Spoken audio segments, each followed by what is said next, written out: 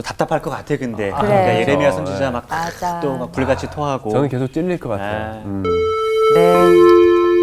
종 올렸다. 선생님,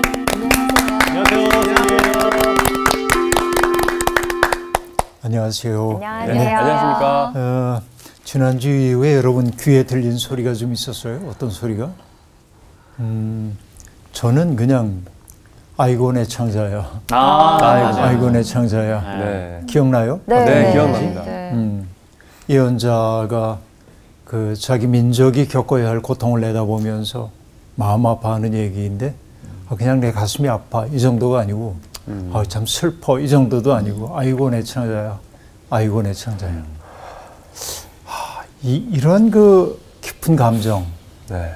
연기자들은 때때로 그런 감정들을 표현해야 되죠. 네. 어떻게 하세요?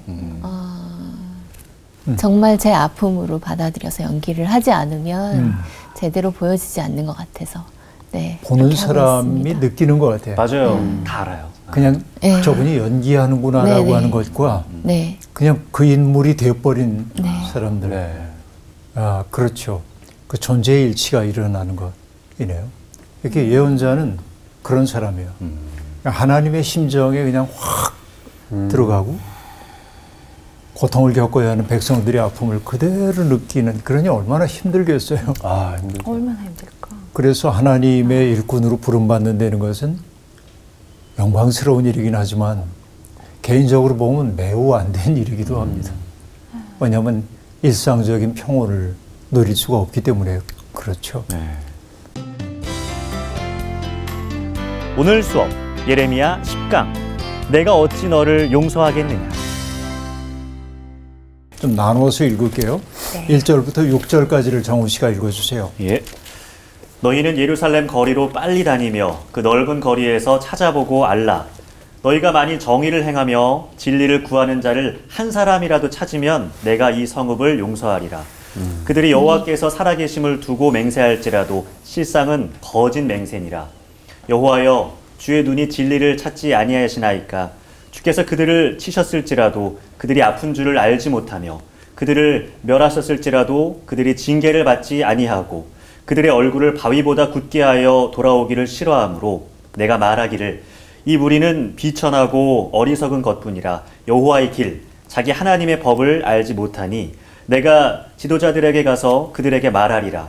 그들은 여호와의 길 자기 하나님의 법을 안다 하였으니 그들도 일제히 멍에를 꺾고 결박을 끊은지라. 그러므로 수풀에서 나오는 사자가 그들을 죽이며 사막의 이리가 그들을 멸하며 표범이 성읍들을 엿본즉 그리로 나오는 자마다 찢기리니 이는 그들의 허물이 많고 반역이 심함이니이다.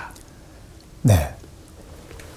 예루살렘의 허물이 얼마나 큰지 예언자는 그걸 내다보면서 얘기를 하고 있는데요.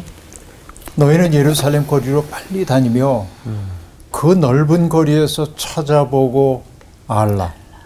너희가 만일 정의를 행하며 진리를 구하는 사람을 한 사람이라도 찾으면 내가 이 성읍을 용서하리라.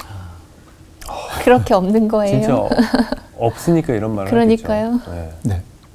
한 사람. 사실은 정말 한 사람도 없을까?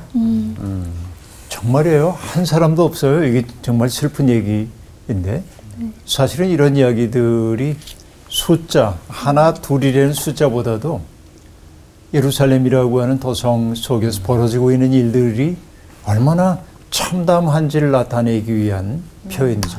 부분을 통해 전체를 나타내는 말로 본다면 한 사람도 없다라고 얘기하므로 그들이 얼마나 총체적 난관 속에 빠져 있는지를 나타내는 것이 정말 하나가 없었구나 이렇게 볼 일은 아니다. 예. 이렇게 이제 얘기를 해야 할 텐데요. 결국 하나님이 보시고자 하는 사람들은 어떤 사람입니까? 정의를 행하는 사람. 네. 이때의 정의는 미슈팟인데 이건 쇼펫 재판관이 법에 따라 공정하게 판단하는 것을 얘기합니다.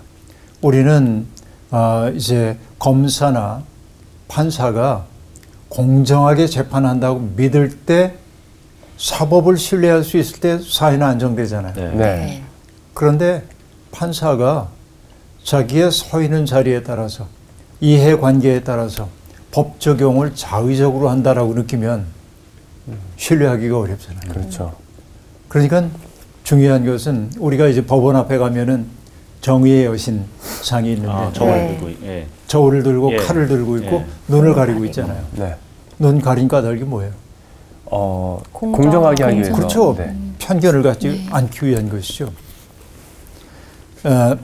제 대학 때 교수님이 그 외국인이 한 분 계셨어요. 그 외국 선생님이 저를 많이 아껴주셨는데 그런데 그 선생님은 채점할 때면은 위에 이름 쓰는 안이 있잖아요. 예. 거기를 묶고 안 보이게요. 아예 안 보이게. 블라인드. 완전히. 그래서 이제 누구 그 답안인지 모르게 채점을 하는 거예요. 공정한 거죠. 네. 그런 게 이제 정의예요. 또 진리를 구하는 자라고 말하는데 여기서 얘기하고 있는 진리는 에무나라고 하는 말인데요. 에무나라는 건 굳세다, 한결같다, 믿었다 이런 뜻입니다. 그러니까 하나님의 뜻 안에서 굳세고 믿었고 한결같은 사람이 있는지 하나가 있나 한번 찾아봐라. 폭력과 부패가 만연되어 있는 세상이 얼마나 심각한지 속속들이 얼마나 썩어 있는지를 얘기하기 위해서 예루살렘 거리를 다 뒤져봐도 정의를 행하고 진리를 구하는 자 하나도 없다라고 얘기합니다. 네. 이거 보면서 우리가 창세기 18장이 떠오르는데요. 의인 10사람이 없어서 멸망당했던 소돔성 이야기가 떠오르잖아요. 네. 하나는 그렇게 중요한 거예요. 하나가 변하면 주변도 변할 수 있습니다. 네. 여러분 자연 다큐멘터리를 제가 좋아하는데요. 아프리카에서 노떼가 네. 강을 건너야 돼. 근데 강에는 늑대가 있다는 늑대가 아니죠. 악어가. 악어. 네. 그렇죠. 네. 무시무시한 악어가 있죠. 악어가 있다는 걸 다 알거든요. 그러니까 주저해요, 노떼들이. 근데 아무도 안 들어가고 있으면은 결국 노떼는 죽을 수밖에 없어요. 그렇죠. 풀이 있는 곳으로 가야 하니까. 근데 한 녀석이 용기를 내가지고 뛰어듭니다. 그러면 다른 노떼들도 다 뛰어들잖아요. 네. 희생당하는 아이들은 있지만 건너편 이르잖아요. 예. 하나가 변하면 다 변하거든요. 결국 세상이 이 모양이 된 까닭은 그 하나가 없기 때문인지도 모릅니다. 그렇죠. 이게 바울 사도도 얘기했어요. 한 사람으로 인하여 죄가 세상에 들어왔어. 근데 한 사람으로 인하여 죄로부터 구원받는 길이 열렸다고 얘기하잖아요. 네. 하나가 중요해요. 그러네요. 예. 그래서 세상이 이래라고 얘기할 거 없고 그래 세상이 그래 다 인정. 그래도 난 이렇게 살 거야 라고 말하는 사람이 있는지. 그러니까 그 하나를 찾기가 어렵다고 얘기를 하고 있습니다. 사람들은 입금마다 하나님의 이름을 들먹입니다. 하나님의 이름으로 맹세하기도 합니다. 그러나 그것은 입술만의 맹세일 뿐입니다. 여호와의 이름을 망령되이 일컫는 것이라고 얘기할 수 있겠습니다. 그렇죠. 그러니까 마음의 변화와 무관한 종교적 언술은 허망하기 이를 데 없습니다. 어떤 사람이 말끝마다 종교적인 얘기를 해요. 할렐루야, 아멘, 하나님의 뜻으로 용서 그러는데 사는 모습을 보면 전혀 그렇지 않아요. 자기 이익만 차리고 그런 사람들 더러봤죠? 네. 네. 말끝마다 은혜스러운데 아니야 사는 건. 그래서 우리가 종교적인 언어를 조심해야 하는 까닭이 그런 데 있다고도 보겠는데요. 마음의 변화, 내적인 변화가 일어나지 않고 그냥 입술로만 여호와를 경외한다고 하는 이들 때문에 하나님의 영광이 가려져요. 이게 우리의 현실이라고 볼 수 있습니다. 그런데 인간의 불행 가운데 하나는 어떤 것입니까? 주님이 어떤 사람들을 치셨어요. 그 치신 까닭은 하나님이 멸망시키기 위해 치시는 게 아니고 야 정신 차려. 너 그렇게 가면 안 돼. 그런 거 아니에요? 그런데도 그들이 뭐냐면 아픈 줄을 몰랐다. 맞은 줄을 몰라요. 자기가. 무감각해진 거예요. 하나님의 경고 이런 거 이제 무감각하게 받아들이는 것입니다. 매를 맞고도 깨닫지 못하는 것입니다.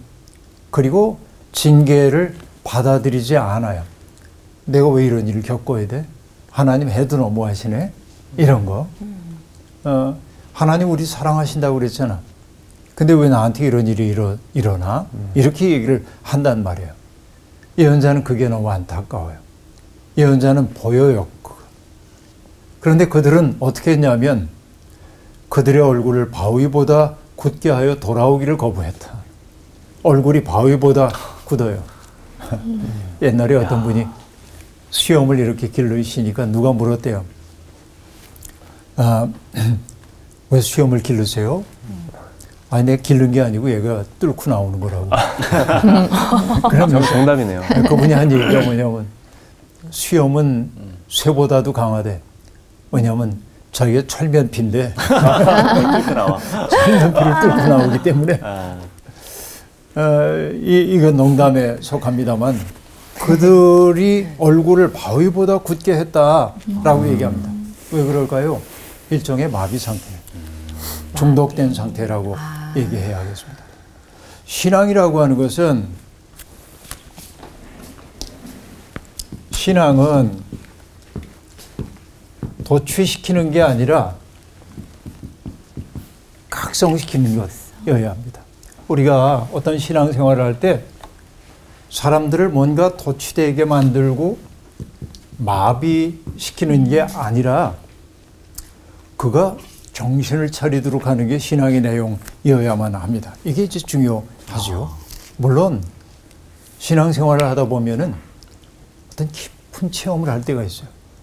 그러니까 뭔가 도취되는 것처럼 느껴질 때가 있어요. 이게 신비 체험 같은 것 같아요. 네.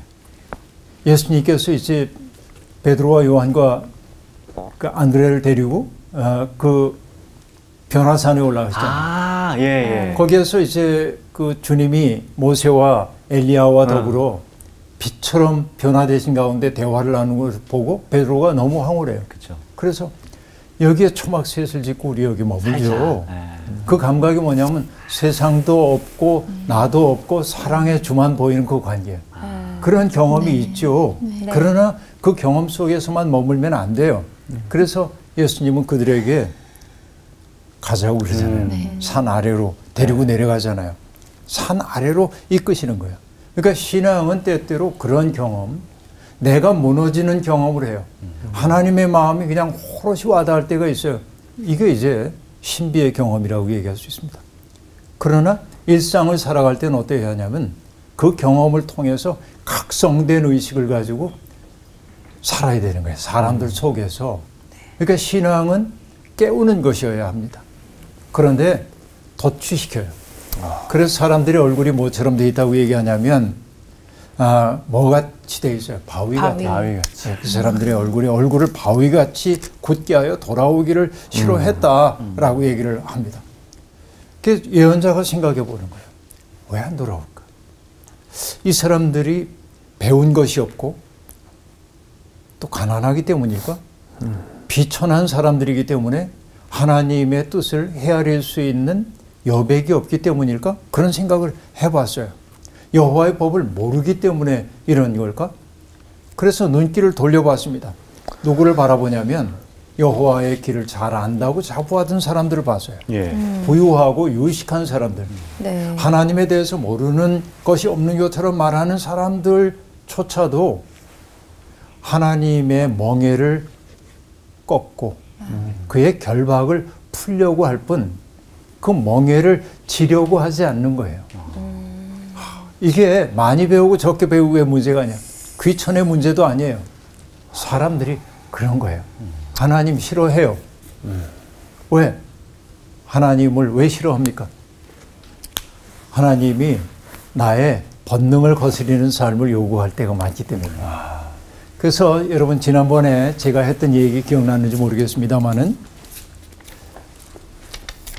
바울 사도가 그렇게 얘기하거든요. 고린도전서에서 나는 이 세상의 모든 것으로부터 자유롭게 됐다는 거예요.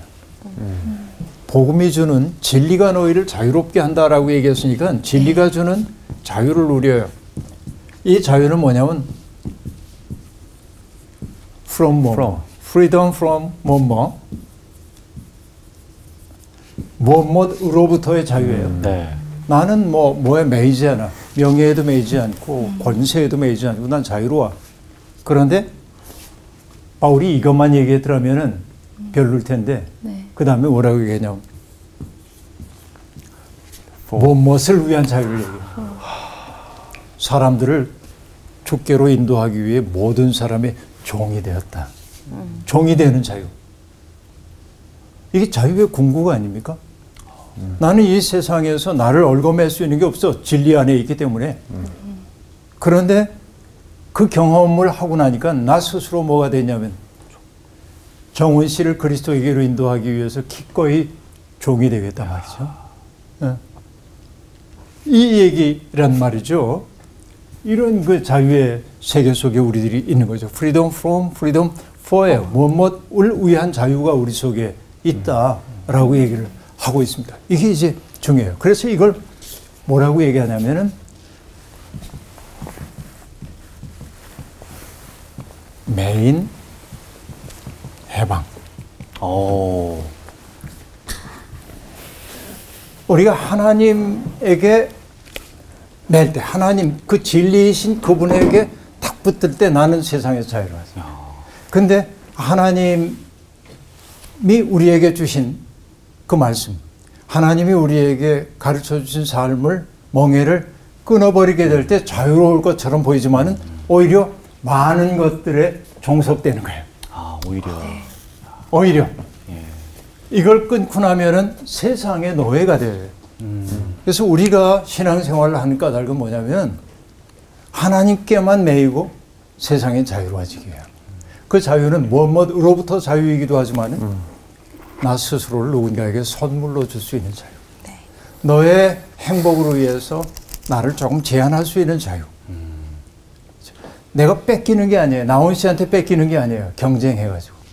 내가 누릴 수 있지만은 아니야. 주세요. 이 속에 기쁨이 있어요. 하나님께 매일 때만 기쁨이 있는데 대부분의 사람들은 요거를 끊어버려야 행복이 있는 줄 알아요. 하나님의 뜻을 싫어해요. 이게 빈부귀천 많이 배우고 적 배우고 상관없이 모두가 다 비슷한 오류 속에 있더라 하는 얘기입니다. 그렇죠? 그래서 그들의 삶의 내용은 뭡니까? 죄가 많고 죄라고 하는 거, 페샤흐라고 하는 거 의도적인 대신이에요. 하나님 뜻 알면서도 안 해요. 그 다음에는 반역, 메슈바라고 얘기하고 있는데 전부터 얘기했던 겁니다. 백슬라이딩 하는 거죠. 하나님으로부터 의도적으로 돌아서는 것입니다. 결국은 하나님께로 돌아섬으로 그들이 겪게 되는 일이 무엇이라고 얘기를 하고 있는 거 아니? 이렇게 얘기를 합니다.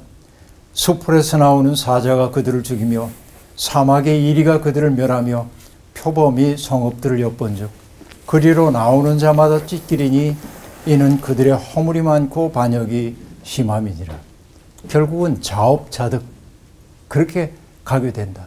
하나님께 확고하게 매여 있더라면은 안 그랬을 텐데 이걸 풀어버리려고 했기 때문에 오히려 자기의 의도와는 관계없이 불행해지는 그 삶을 예언자가 내다보고 있습니다.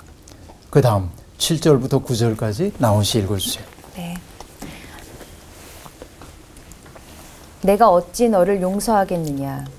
네 자녀가 나를 버리고 신이 아닌 것들로 맹세하였으며 내가 그들을 배불리 먹인즉 그들이 간음하며 창기의 집에 허다히 모이며 그들은 두루 다니는 살찐 순말같이 각기 이웃의 아내를 따르며 소리 지르는도다. 여호와의 말씀이니라.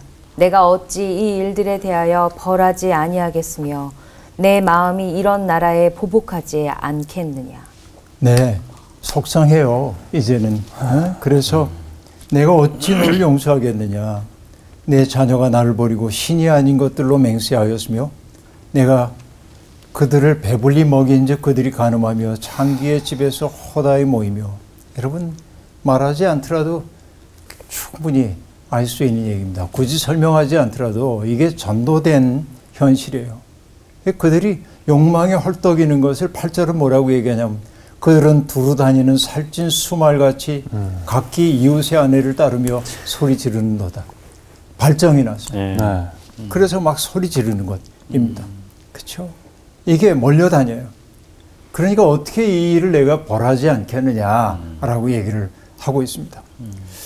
여러분 하나님의 은혜와 보살핌을 받고도 은혜로 여기지 않는 사람들, 자기의 욕망을 신처럼 여기고 있는 사람들의 삶은 다 비슷합니다.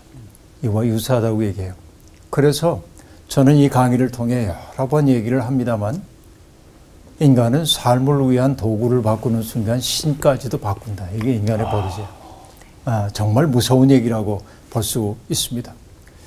여러분 18세기의 영국의 개혁자라고 얘기할 수 있는 존 웨슬리는 기독교인의 그 경제 윤리에 대한 얘기를 하면서 세 가지를 얘기해요. 예. 첫 번째는 뭐냐면은 gain as you can 그러는데 할 수 있는 한 많이 벌어라. 그래서 사람들이 많이 벌려니까 좋아하잖아요. 오케이. 근데 오케이. 근데 이제 그 웨슬리가 얘기하는 건 수단 방법 가리지 말고 아니에요. 자기의 몸과 영혼을 해치면서까지 벌면 안 돼. 네. 그 제한이 분명해요. 그리고 다른 사람의 몸을 해치는 일을 하면서 벌면 안 돼. 이런 거. 이런 몇 가지 제한 사항들이 있습니다. 그러면서 정말 그 남의 건강이나 정신을 해치는 일들은 가급적이면 떠나야 한다고. 직업을 바꾸라고 권고하고 있습니다. 그 다음에 두 번째가 뭐냐면 save as you can인데 할 수 있는 한 저금해. 많이. 그러니까 오케이. 그것도 저금하라는 그렇죠. 것도 좋잖아요. 그렇다고 해가지고 자린고비처럼 살려는 거 아닙니다. 어떻게 해야 되냐면 내가 인간다운 삶을 살기 위해서 누려야 할 최소한의 것들은 기쁘게 누려야 돼. 그리고 누군가를 위해 줄 수도 있어야 합니다. 그리고 남는 것을 저축해야 되는 거예요. 그런데 여기에 중요한 게 뭐냐면 웨슬리가 하는 얘기 가운데 지나치게 미각을 돋우기 위해 음식 먹는 것도 좀 그만둬라. 요즘 먹방이 대세인데 웨슬리가 보면 왜 저래요? 그럴 거예요. 그러니까 정말 그 화려한 음식들 이런 것들을 탐닉하다 보면 내 속에 하나님에 대한 관심이 자라나기 어렵다고 보는 거예요. 그래서 여러분이 꼭 굳이 그렇게까지 할 건 없지만은 13세기의 성인인 성 프란치스코는 음식을 먹을 때 이걸 맛있다라고 느낄까 봐 하나님 아닌 다른 걸 사랑하게 될까 봐 음식에다 재를 뿌려서 먹었잖아요. 일부러요. 일부러. 그러니까 여러분에게 뭐 그 정도 하라는 얘기는 아닌데 그 너무 미각 여기에 그냥 이렇게 미식가들 그 웨슬리는 그런 걸 좀 삼가는 게 좋겠다 이렇게 얘기를 하고 있는데요. 그러니까 여하튼 인간은 삶을 위한 도구를 바꾸면 하나님도 바꾼다는 그 말을 우리가 명심할 필요가 있을 것 같아요. 네. 내 삶이 편리해지고 내 삶이 조금 더 풍족함을 누리는 것을 내 인생의 목표로 삼게 되는 순간 하나님의 마음으로부터는 멀어지게 되는 게 인간의 버릇이라고 얘기할 수 있겠습니다. 그렇죠? 자꾸 그런 것에 맞들이다 보면 평등 공동체의 이상은 내게 사라지고 자기 욕망을 위해 다른 사람들을 도구화하는 일을 인간은 저지르도록 돼 있어요. 이게 원죄 속에 있는 인간의 모습이라고 볼 수 있습니다. 그렇기 때문에 이런 일을 저지르는 사람들을 내가 어찌 벌하지 아니하겠느냐. 내 마음이 이런 나라에 어떻게 보복하지 않겠느냐라고 얘기합니다. 오늘 우리의 삶을 돌아볼 까닭이 여기에 있습니다. 그 다음 볼게요. 10절부터 13절 읽어주세요. 너희는 그 성벽에 올라가 무너뜨리되 다 무너뜨리지 말고 그 가지만 꺾어버리라. 여호와의 것이 아님이니라. 여호와의 말씀이니라. 이스라엘의 집과 유다의 집이 내게 심히 반역하였느니라. 그들이 여호와를 인정하지 아니하며 말하기를 여호와께서는 계시지 아니하니 재앙이 우리에게 임하지 아니할 것이요 우리가 칼과 기근을 보지 아니할 것이며 선지자들은 바람이라 말씀이 그들의 속에 있지 아니한즉 그같이 그들이 당하리라 하느니라.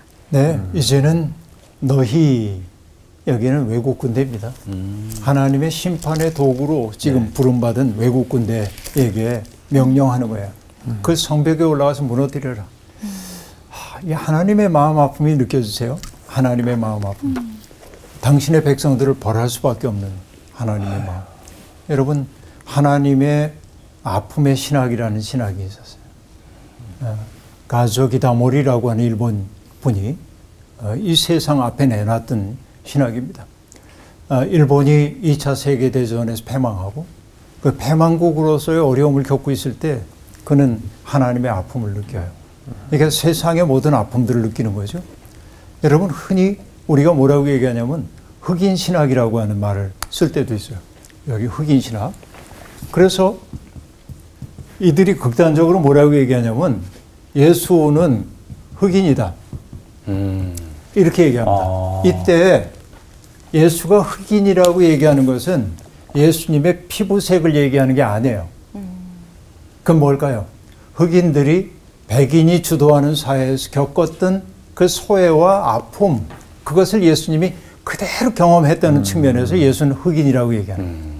그러니까 저 말을 문자 그대로 이해해서 저 사람이 예수님이 흑인이라고 피부색을 얘기하는 건가? 이렇게 생각하면 안 돼요. 네.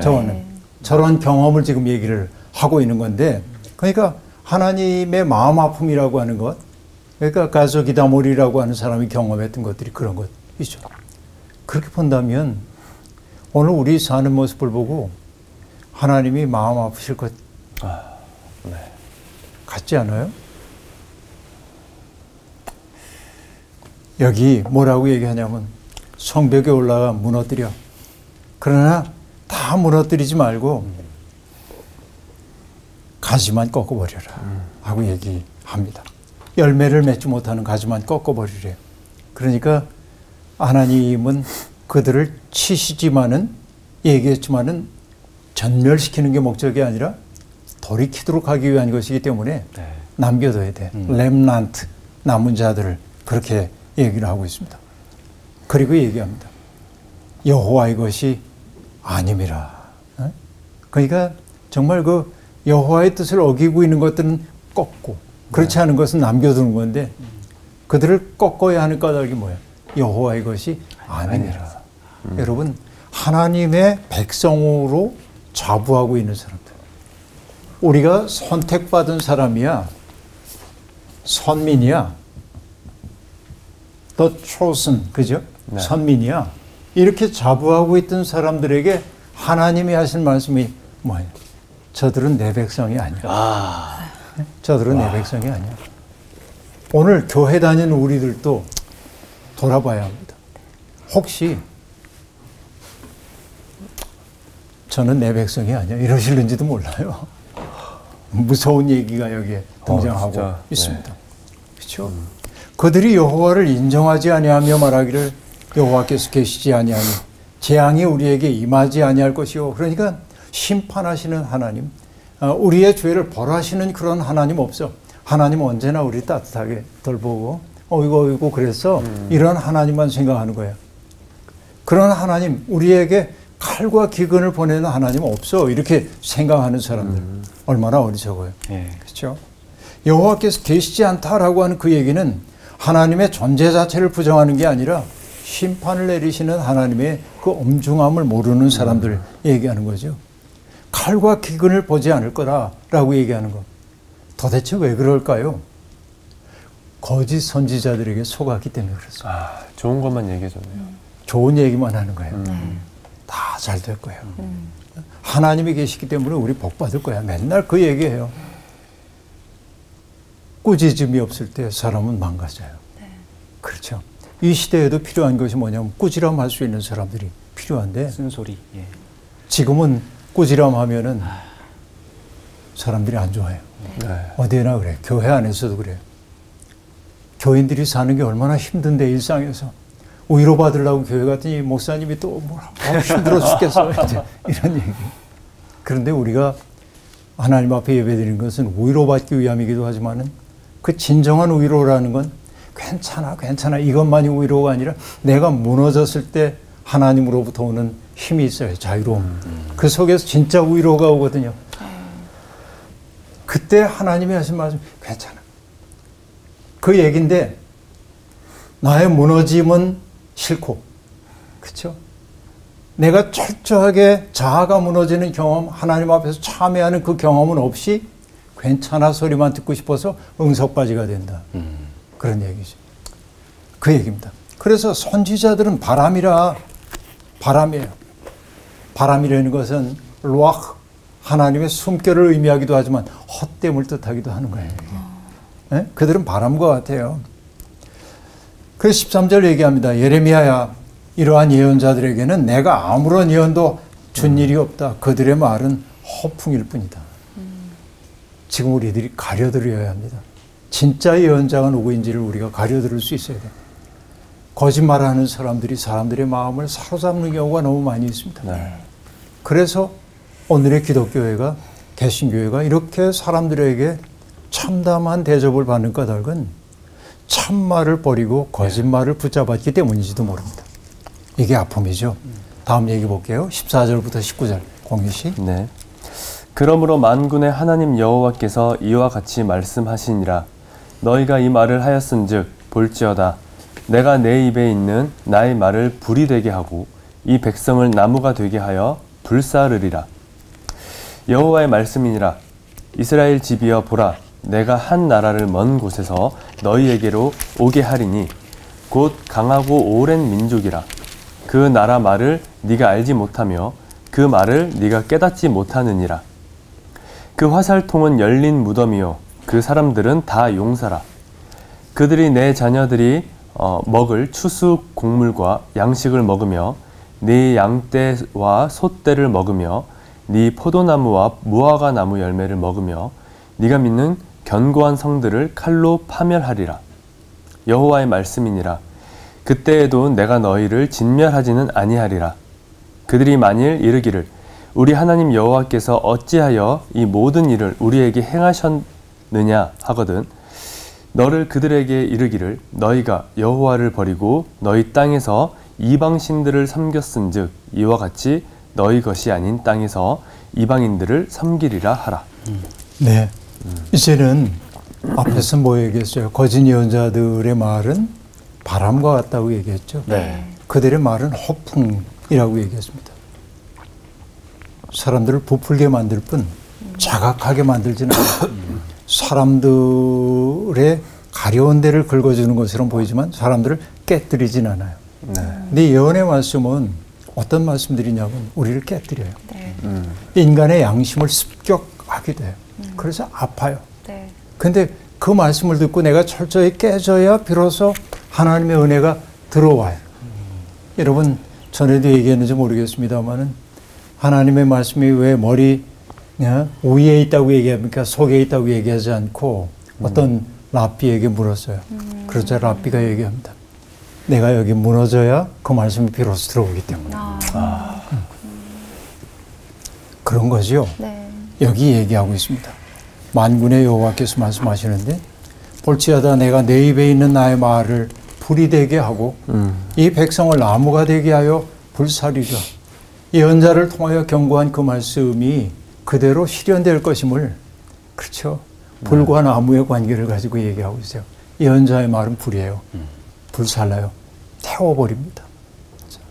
타고 남은 죄가 다시 기름이 된다고 하는 식구도 있습니다만 철저하게 무너질 때 일어설 수 있는 힘이 생기는 법인데요. 이렇게 얘기를 하고 있습니다.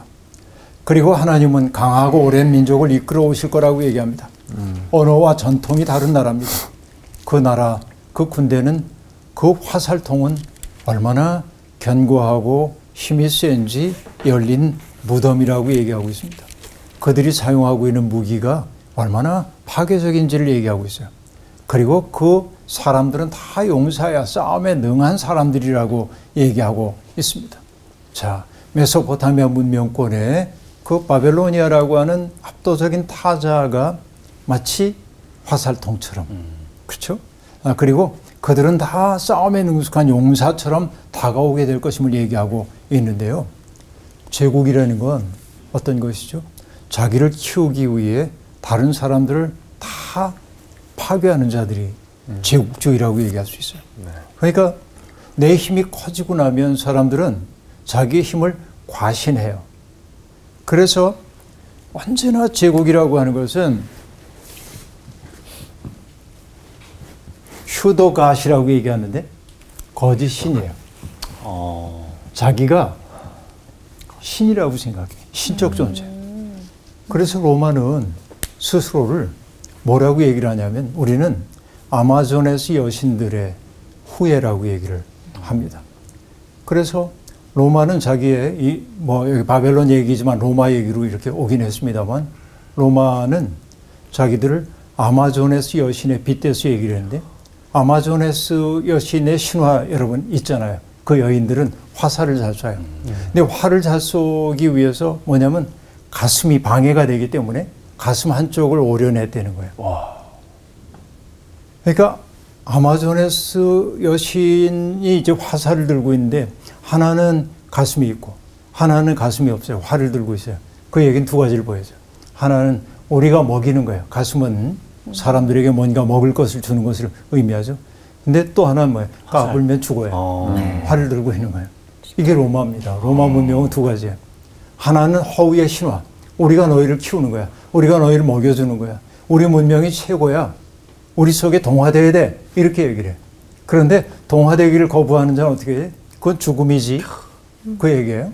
모든 제국이 다 그와 같은 논리를 가지고 있다고 얘기할 수 있겠습니다. 그러니까 누군가를 자기와 동화시키려고 하는데 동화되기를 거부하는 이들에게 폭력 쓰는 것을 서슴지 않아요. 그들이 지금 몰려오고 있는 것이지요. 타자는 언제나 여러분 시간이 많지 않지만 이 얘기는 하고 넘어갑시다. 우리의 자유라고 하는 것은 언제나 타자에 직면할 때만 자유의 문제가 발생해요. 내가 그냥 평화롭게 살고 있으면 굳이 내가 누구인지 자유 생각 안 해도 돼요. 그런데 타자들이 와가지고 내 자유를 빼앗으려고 할 때 자유가 얼마나 소중한지 비로소 알기 시작하는 거죠. 네. 이게 이제 인간이에요. 그런데 여러분 타자는 어떤 사람이냐면 나와 같은 규칙을 따르지 않는 사람들이에요. 압도적인 타자는 더욱더 그러합니다. 근데 타자는 우리에게 불길하게 느껴져요. 왜? 우리를 위험에 빠뜨릴 거라고 생각해. 나와 다르기 때문에. 또 나를 변화시켜서 더 큰 세계 속으로 들어가도록 해주는 통로가 된다고 생각하게 돼요. 이게 이제 타자가 우리에게 갖고 있는 양면성이라고 볼 수 있습니다. 시대를 빨리 꿰뚫고 있는 사람들은 그 압도적인 타자에게 자기를 동일시함으로써 기회를 잡기도 합니다. 그러나 대부분의 사람들은 그 타자 앞에서 짓뭉그러지는 걸 경험하게 되는데 여기 이스라엘 백성들이 겪게 되는 것은 망가지는 거예요. 화살통과 같은 사람들, 그리고 서슴없이 사람들을 죽이는 무덤을 가져오는 사람들인 것이죠. 그래요. 그래서 그들이 몰려와서 하는 일이 뭡니까? 내 자녀들이 먹을 추수곡물과 양식을 먹으며 내 양떼와 소떼를 먹으며 내 포도나무와 무화과나무 열매를 먹으며 내가 믿는 견고한 성들을 칼로 파멸하느니라 라고 얘기를 합니다.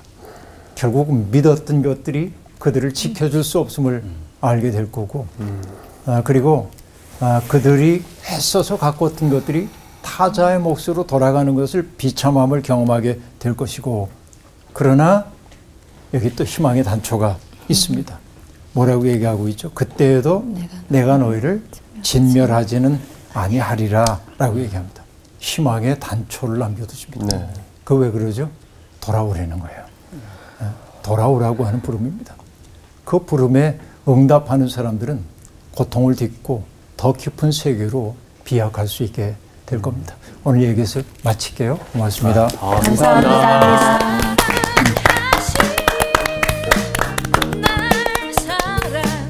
돌아오라라는 말이 계속 반복이 돼요. 남네요. 네, 마음에. 네.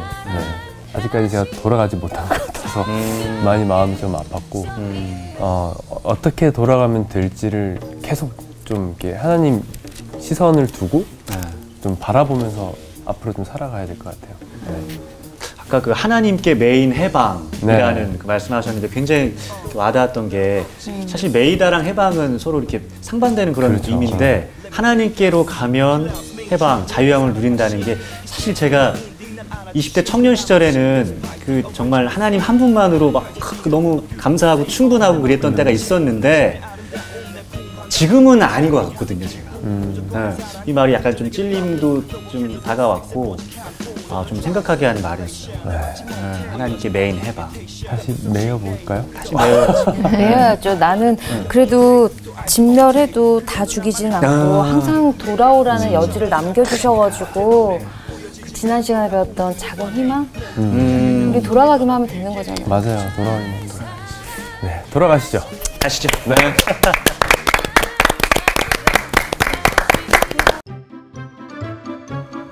이번 주 퀴즈입니다. 고린도 교회의 분쟁 소식을 바울에게 전한 사람은 누구인가요? 1번 글로에, 2번 아볼로, 3번 스데바나. 정답을 아시는 분은 성서학당 홈페이지에 정답을 남겨주시면 됩니다. 선정되신 분들에게는 대한성서공회에서 발간한 성경 통독을 위한 최고의 자습서 성경 2.0, 성서학당 선생님들의 저서 중 하나를 드립니다.